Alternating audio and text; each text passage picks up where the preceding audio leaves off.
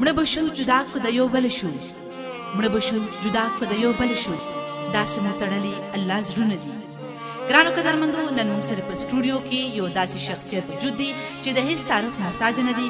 راځئ چې هغوی سره د دې کیسټ د شاعرۍ متعلق او د هغوی د ژوند متعلق یو څو خوږې خبرې وکړو. جی السلام علیکم سید رحیم افریدي صاحب. وعلیکم السلام خالدې، ډېره مننه، خوشحاله اوسئ. څنګه یې تاسو ښه یې؟ ټیک ټاک یې؟ خیر دی جی، تاسو ښه یې؟ یاره تاسو نه یو څه ته پوښتنه کول غواړم. پای کې زما لومړی سوال دا دی چې تاسو د کوم ځای اوسېدونکي یې؟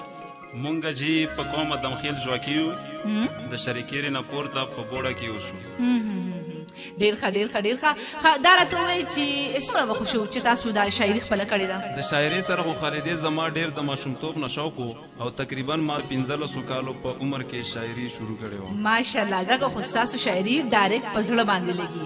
ښه، ما اورېدلې دي چې تاسو د مسافرۍ شاعري هم ډېره زیاته ښکلې کوي. چېرته مسافر خو نه یې پاتې شوي؟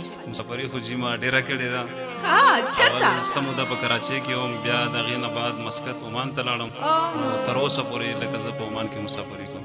ډېر ښه ډېر ښه. لکه تاسو مسافر یې، ځکه خو ستاسو په شاعرۍ کې ډېر زیات غم هم موجود دی. ښه، دا راته ووایئ سید رحیم افریدي صاحب چې دا اوس چې کوم کیسټ موږ وړاندې کوو زموږ د عوام چې به اوس اوري، نو دا د چا په اواز کې دی؟ دا خو جی د صادق افریدي په اواز. ښه ښه، صادق افریدي د برکلي جانانه یو سندره هم ویلې ده او غالبا چې د هغې شاعري تاسو هم کړې ده. ښه، دا راته ووایئ چې د دې نه مخکې تاسو چېرته کیسټ میسټ شاعري هم کړې ده؟ البم یې هم راغلی مارکېټ ته؟ البم یې خو جی زما ډېر البم یې راغلي او هغه هم صادق افریدي کړي دي. نو په دې کې د ټولو نه هیټ البم تاسو کوم یو کوم چې ستاسو زړه ته ډېر زیات نږدې دي؟ زما زړه ته خو ټول نږدې دي او ټول زما خوښ وو، خو کوم چې عوام ډېر زیات خوښ کړی وو هغه و جدایي البم. جدایي چې صادق افریدي هغې سره ډېر زیات کوشش کړی. ډېر ښه ډېر ښه. دا راته ووایئ چې اوس دا کوم کیسټ موږ وړاندې کوو، نو د دې د نوم متعلق تاسو څه سوچ کړی دی چې دې له څه نوم ایږدو؟ جی خیبر پښتونخوا.